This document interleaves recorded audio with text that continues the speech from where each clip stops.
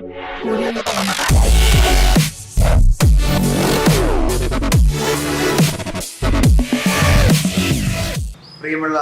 10ാം ക്ലാസ്സിലെ എൻ്റെ പ്രിയപ്പെട്ട വിദ്യാർത്ഥികളെ, നിങ്ങൾക്കേവർക്കും ഹിന്ദി ക്ലാസ്സിലേക്ക് സ്നേഹനിർഭരമായ സ്വാഗതം.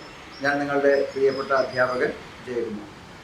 നിങ്ങൾ 10ാം ക്ലാസ്സിലെ ആദ്യത്തെ യൂണിറ്റിലെ 2 പാഠഭാഗങ്ങൾ പഠിച്ചു കഴിഞ്ഞു എന്ന് വിശ്വസിക്കുന്നു.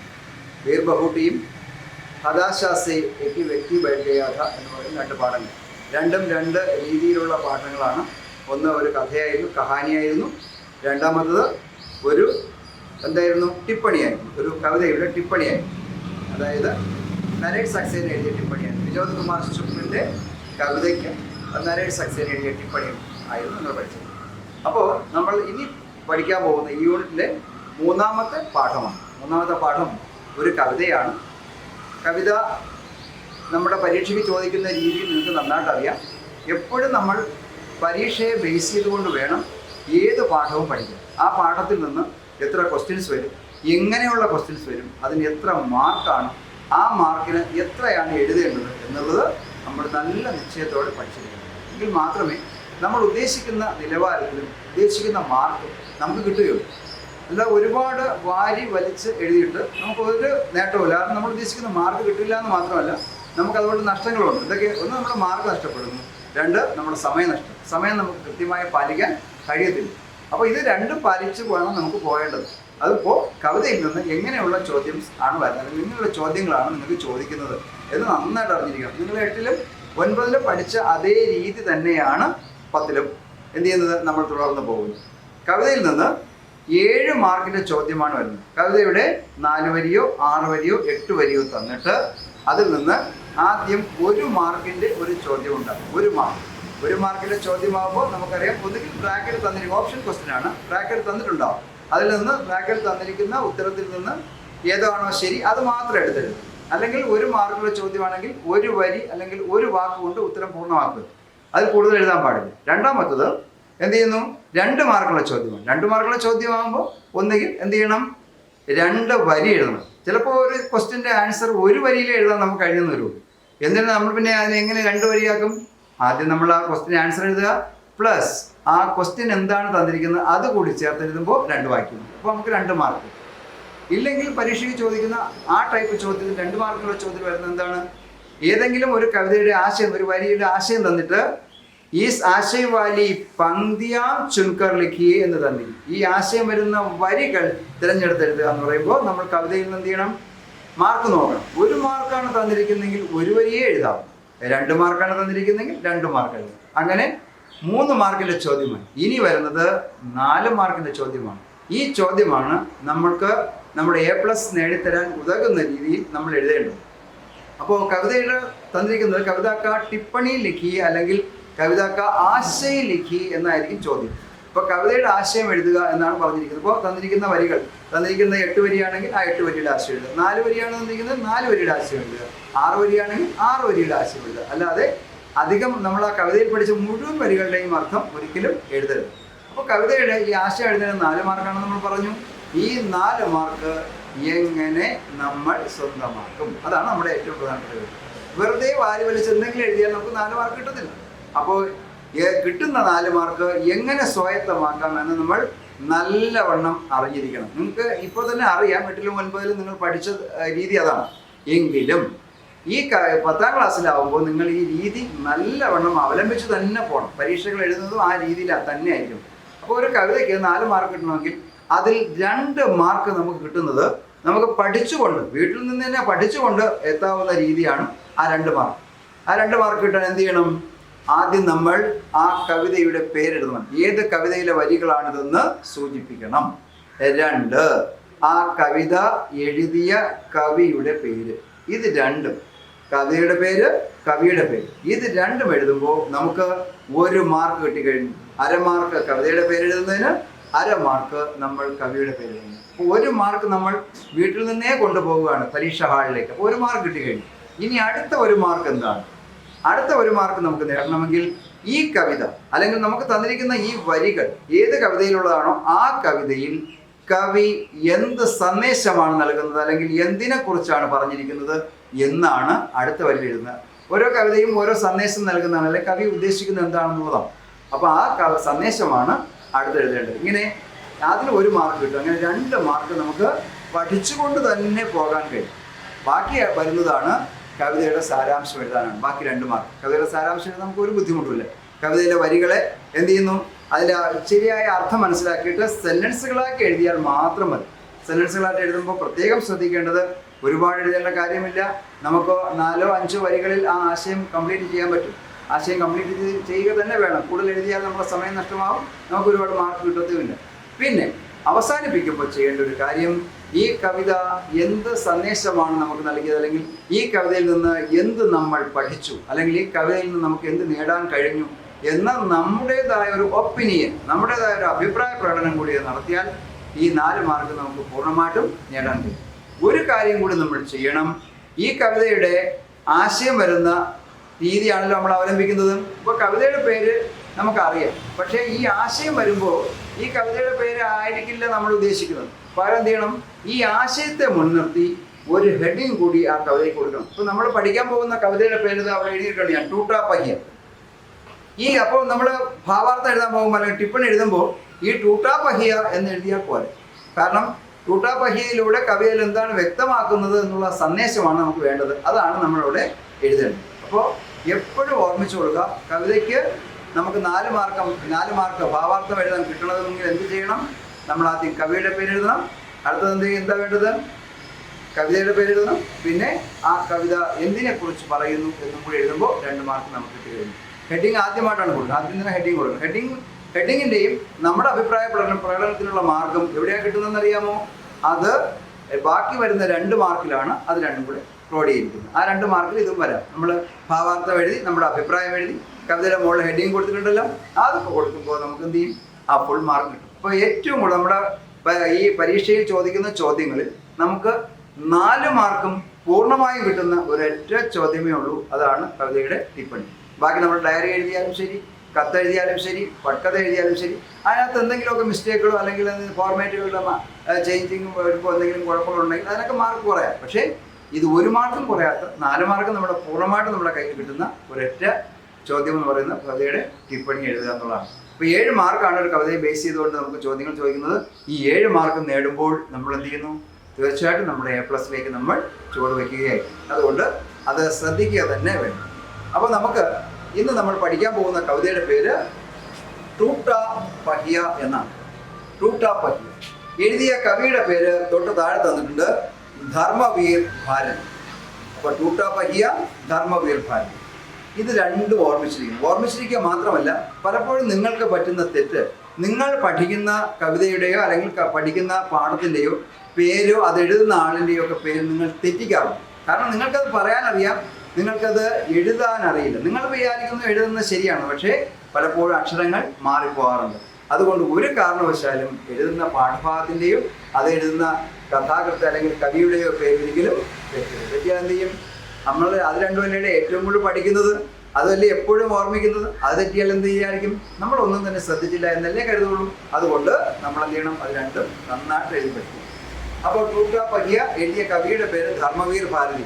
പേര് കേൾക്കുമ്പോൾ ധർമ്മവീർ ഭാരതി എന്ന് കേൾക്കുമ്പോൾ ഒരു പെൺകുട്ടിയുടെ അല്ലെങ്കിൽ ഒരു പെണ്ണിൻ്റെ പേരിനോട് യോജിപ്പുണ്ട് അല്ലേ? നമ്മുടെ ഹിന്ദിയിൽ അങ്ങനെ ഒരു പ്രശ്നമുണ്ട്. മിക്കവാറും കവികളുടെ പേരും കേൾക്കുമ്പോൾ പെൺകുട്ടികളാണ് അല്ലെങ്കിൽ കവയത്രികളാണെന്ന് നമുക്ക് തോന്നിപ്പോകും. ഇതാണ് നമ്മുടെ രാഷ്ട്രകവി പേരെന്താ, മൈഥിലി ശരൺ ഗുപ്ത്. ആദ്യത്തെ ഭാഗം എന്താ, മൈഥിലി. കേൾക്കുമ്പോൾ പെണ്ണാണെന്ന് തോന്നുന്നു, നല്ല മൈഥിലി ശരൺ ഗുപ്ത് ആണാണ് നമ്മുടെ രാഷ്ട്രകവിയാണ്. അപ്പോൾ ഇതും അതുപോലെ തന്നെ ധർമ്മവീർ ഭാരതി ഹിന്ദിയിലെ പ്രശസ്തനായ ഒരു കവിയാണ്. അപ്പോൾ ധർമ്മവീർ ഭാരതിയുടെ കവിതയാണ് ടൂട്ടാ പഹിയ. അപ്പോൾ നമ്മൾ ഭാവാർത്ഥം എഴുതുമ്പോൾ ആദ്യത്തെ വരികൾ നമ്മൾ എന്താ എഴുതേണ്ടത്, കവിതയും കവിയും പരിചയപ്പെടുത്തണമെന്ന് പറഞ്ഞില്ലേ. അപ്പോൾ നമ്മൾ എഴുതും टूटा पहिया नामक सुंदर कविता हिंदी के प्रसिद्ध कवि धर्मवीर भारती से लिखा हुआ है. टूटा पहिया नामक सुंदर कविता हिंदी के प्रसिद्ध कवि धर्मवीर भारती से लिखा हुआ है. ഇതാണ് ടൂട്ടാ പഹിയ എന്ന് പറയുന്ന കവിത ഹിന്ദിയിലെ പ്രശസ്തനായ കവി ശ്രീ ധർമ്മവീർ ഭാരതിയാണ് എഴുതിയത്. അപ്പോൾ എത്ര മാർക്കായി നമുക്ക്? 1 മാർക്കായി. അടുത്തെന്താണ്, ആ കവിത എന്തിനെ കുറിച്ചാണ് പറയുന്നത്. അപ്പോൾ കവിതയുടെ ആശയം, കവിതയുടെ രീതിയും നമ്മൾ മനസ്സിലാക്കിയതിന് ശേഷം ആ വരി എന്താണെന്ന് നമുക്ക് പറയാം. എന്താണ് ടൂട്ട പഹിയ? ടൂട്ട എന്ന് പറഞ്ഞ അർത്ഥം പൊട്ടിയ, തകർന്ന. പഹിയ എന്ന് പറഞ്ഞാൽ അർത്ഥം ചക്രം അല്ലെങ്കിൽ വീൽ. അപ്പോൾ ടൂട്ട പഹിയ പൊട്ടിയ ചക്രം അല്ലെങ്കിൽ തകർന്ന ചക്രം എന്നാണ് കവിത. ഇപ്പോൾ ഒരു ചക്രം നമ്മൾ കണ്ടിട്ടുണ്ടാകും. ഈ എല്ലാത്തിനും ചക്രങ്ങളുണ്ട്, അത് വീലുകളുണ്ട്. കാറായാലും ബസ്സായാലും ലോറി ആയിരുന്നാലും കാളവണ്ടി ആയിരുന്നാലും സൈക്കിളായിരുന്നാലും എല്ലാത്തിനും ചക്രങ്ങളുണ്ട്. ആ ചക്രങ്ങളാണ് ആ വാഹനത്തെ മുന്നോട്ട് കൊണ്ടുപോകുന്നത്. അപ്പോൾ ചക്രങ്ങൾ പ്രധാനമായ ഭാഗം വഹിക്കുന്നു. ചക്രങ്ങളാണ് അവയെ ഏറ്റിക്കൊണ്ടുപോകുന്നത്. ഇത് തകർന്ന ഒരു ചക്രമാണ്. ഒരു ചക്രം തകർന്നാൽ അതിന് എന്തെങ്കിലും വിലയുണ്ടാകും കൂടെ? ഒരിക്കലുമില്ല. നമ്മൾ സഞ്ചരിക്കുന്ന കാറിൻ്റെ ടയർ പഞ്ചറായി നമുക്ക് മുന്നോട്ട് പോകാൻ പറ്റുമോ? ഇല്ല. നമുക്കവിടെ നിൽക്കാനേ പറ്റും. ആ ടയറിൻ്റെ ആ ടയർ മാറ്റുക അല്ലെങ്കിൽ ആ പഞ്ചർ ഒട്ടിച്ച് അത് വീണ്ടും കാറ്റ് നിറച്ചാൽ മാത്രമേ നമുക്ക് മുമ്പോട്ട് പോകാൻ പറ്റൂ. അപ്പോൾ ഒരു ചക്രം തകർന്നു പോയാൽ അല്ലെങ്കിൽ പൊട്ടിപ്പോയാൽ അതിന് യാതൊരു വിലയുമില്ല.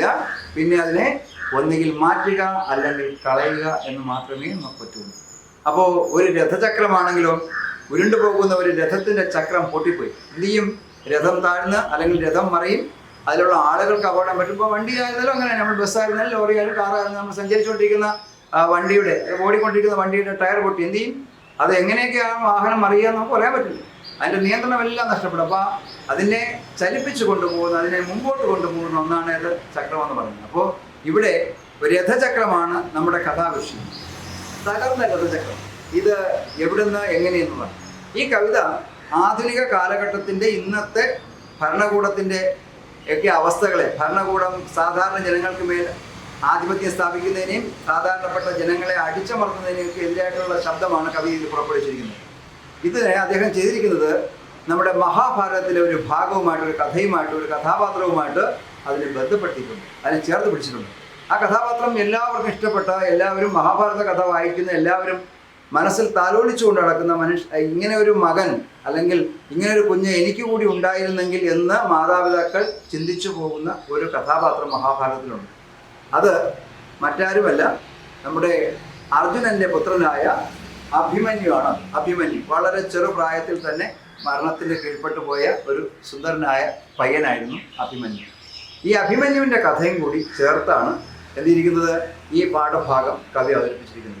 അപ്പോൾ തകർന്ന ചക്രത്തിനുള്ള പ്രാധാന്യം എന്ത്, അത് ഇന്നത്തെ കാലഘട്ടവുമായി എത്രത്തോളം യോജിക്കുന്നു എന്നൊക്കെ അദ്ദേഹം ഈ കവിതയിലൂടെ പറയുന്നു. നമുക്ക് ആദ്യം അഭിമന്യുവുമായി ബന്ധപ്പെട്ട ആ കഥാഭാഗം ഒന്ന് നോക്കിയിട്ട് വരാം. നമ്മളെല്ലാം കേട്ടിട്ടുള്ളത് തന്നെയാണ്. മഹാഭാരത കഥ നിങ്ങളുടെ മലയാള അധ്യാപകരും മറ്റുള്ളവരും ഒക്കെ പറഞ്ഞ് പാടി നിങ്ങൾ കേട്ടിട്ടുണ്ട്. അതിൽ വരുന്ന ഒരു പ്രധാനപ്പെട്ട കഥാപാത്രമാണ് നമ്മുടെ അഭിമന്യു. അഭിമന്യുവിനെ നമുക്കൊന്ന് പരിചയപ്പെടാം. അർജുനൻ്റെ പുത്രനാണ്. അതായത് ശ്രീകൃഷ്ണൻ്റെ സഹോദരിയായ